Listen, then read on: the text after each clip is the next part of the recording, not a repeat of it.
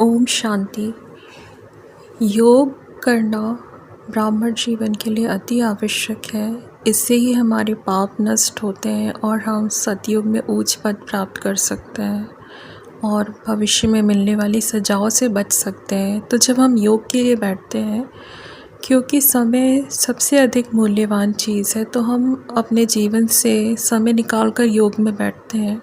उस समय यदि हम योग ना करके व्यर्थ चिंतन में हमारा ध्यान चला जाए, तो हमारा इतना बहुमूल्य समय वेस्ट हो जाएगा, क्योंकि हम अपने इतने ज़रूरी काम छोड़ कर के योग में बैठते हैं।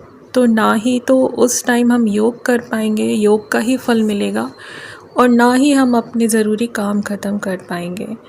तो इसलिए हमें समय की बहुत वैल्यू समझनी चाहिए। तो जब हम योग में बैठते हैं तो हमारा अच्छे से योग लगे, इसके लिए हमें क्या करना चाहिए? एक तो मन को कभी खाली नहीं छोड़ना चाहिए, नहीं तो मन अपने आप ही व्यर्थ संकल्प पकड़ लेगा।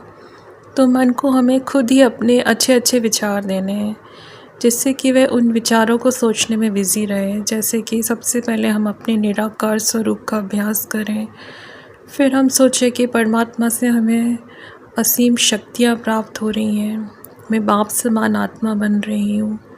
मन को सिर्फ श्रेष्ठ संकल्प ही देने हैं। यदि योग में बैठकर भी हम अपनी कमजोरी के संकल्प करें या फिर कोई भी नेगेटिव चिंतन करें, तो वो भी हमारा समय व्यर्थ ही चला जाएगा, उससे हमें प्राप्ति कुछ भी नहीं होगी।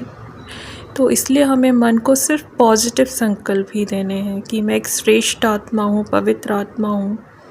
योग में बैठकर यदि चिंतन करें कि मुझे तो कुछ आता ही नहीं है, मैं तो पुरुषार्थ कर ही नहीं पा रही हूँ, मेरा योग लगता ही नहीं है, तो ये सब भी हमारा समय बर्बाद कर देंगे, इससे कुछ भी प्राप्ति नहीं होगी। अतः चाहे हो या ना हो, पर मन को हमें श्रेष्ठ संकल्प ही देने हैं, केवल अच्छा ही सोचना है।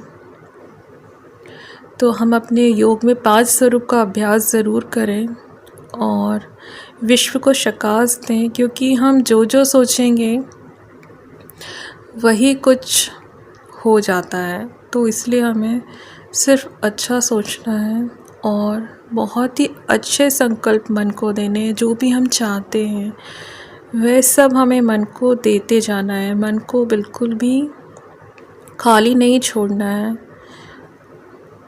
क्योंकि जैसे ही हमने अपने शुभ संकल्पों को छोड़ा तो व्यर्थ चिंतन मन में चलने लगेगा। अतः हमें बहुत ही श्रेष्ठ सोचना है और किसी एक संकल्प में भी थोड़ी देर स्थिर रहने का प्रयास करना है।